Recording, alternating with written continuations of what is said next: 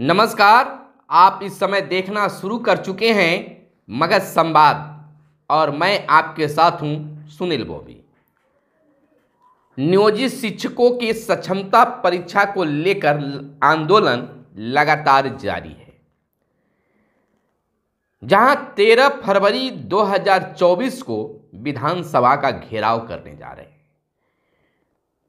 दावा कर रहे हैं कि सभी नियोजित शिक्षक एकजुट हैं। कोई भी सक्षमता परीक्षा को लेकर फॉर्म नहीं भर रहा है, लेकिन कहीं ऐसा तो नहीं कि आपकी दावा अंदर ही अंदर खोखला हो रहे हैं।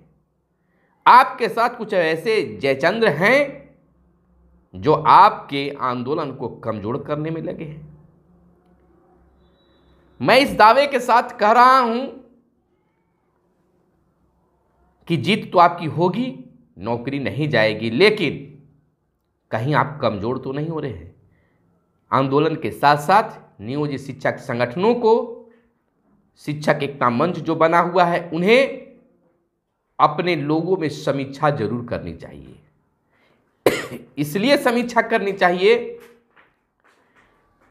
कि जो एक व्हाट्सएप, शिक्षकों के व्हाट्सएप ग्रुप पर जो status of application form for सक्षमता परीक्षा 2024 को लेकर पेपर वायरल हो रहे हैं, उसमें कितनी सत्यता है। वह 9 फरवरी के डेट में वह निकाला गया है, टाइम 10 बजे है। आपने भी शायद देखा होगा। इसलिए हम चर्चा कर रहे हैं कि लोगों की लगातार संख्या बढ़ रही है।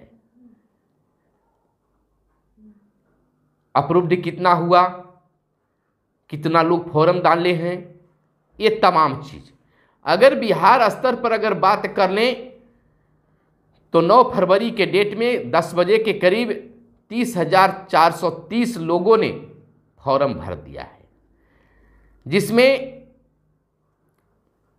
डीपीओ से अप्रूव्ड कर दिया गया है 5,445। हमें इस मुद्दे पर न जाना है कि कितना अप्रूव्ड हुआ है, कितना पेंडिंग है, लेकिन काफी संख्या में जो लोग हैं वह लगातार फॉर्म भर रहे हैं। औरंगाबाद में भी काफी संख्या में, अररिया में भी काफी संख्या में, और ऐसा लग रहा है कि सबसे ज़्यादा दरभंगा में 2602 लोगों ने फॉर्म भरा है 10 तारीख के डेट में। 1200, 1500, 1000, 1700 हर जिले की रिपोर्ट है। कहीं कहीं बहुत ही कम है, लेकिन 100 से नीचे कहीं नहीं है। जीरो की संख्या में कहीं यह देखने के लिए नहीं मिल रहा है। यानी कि 38 जिला में फॉर्म गिरे हैं और 9 के बाद 10 तारीख की क्या स्थिति है, यह भी देखने के लिए मिल जाएगा।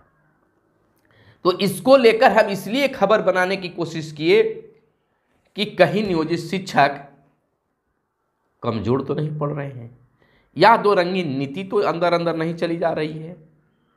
संख्या देखिए, अररिया में 903, अरवल में 295, औरंगाबाद में 947, बांका में 1249, बेगूसराय में 565, भागलपुर में 812, वहीं दरभंगा में 2602 और ईस्ट चंपारण में 1273, गया में 667, गोपालगंज में 1516, इसी तरह से मधुबनी में 1053 और मुजफ्फरपुर में 1710 और सिवान में शायद कह सकते हैं कि 1453 फॉर्म भरे जाने की सूचना 9 तारीख के 10 बजे तक सुबह। तो आखिर एक तरफ आंदोलन, एक तरफ फॉर्म भरने की सिलसिला और दावा, एक भी शिक्षक फॉर्म नहीं भरेंगे।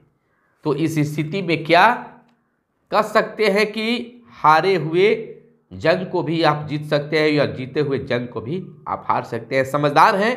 फिलहाल के पाठक अपर मुख्य सचिव शिक्षा विभाग बिहार ने अब शिक्षकों के बीच जाना शुरू कर दिया है।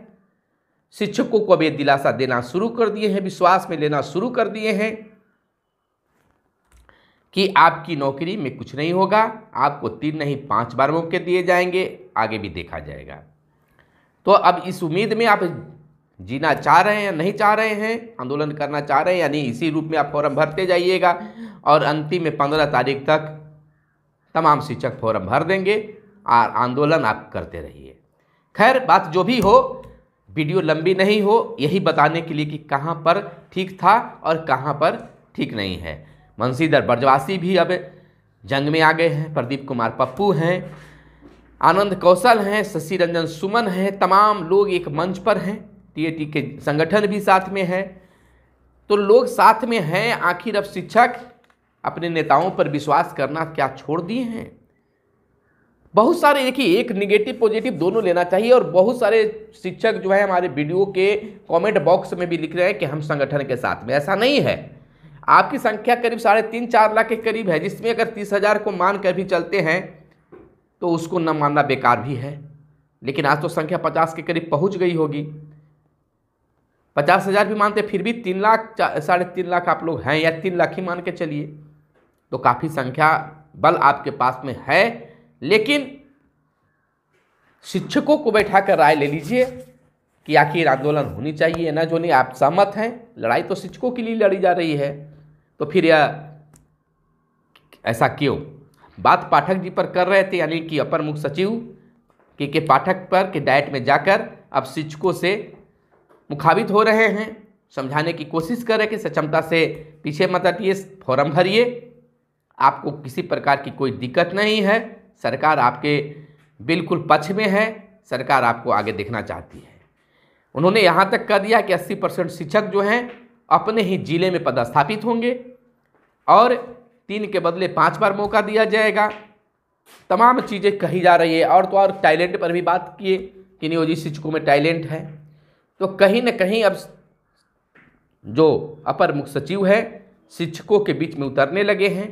तो यह तो बहुत बड़ी चैलेंज होते जा रही है, चाहे वह शिक्षा विभाग के लिए चैलेंज हो या संगठन के लिए हो।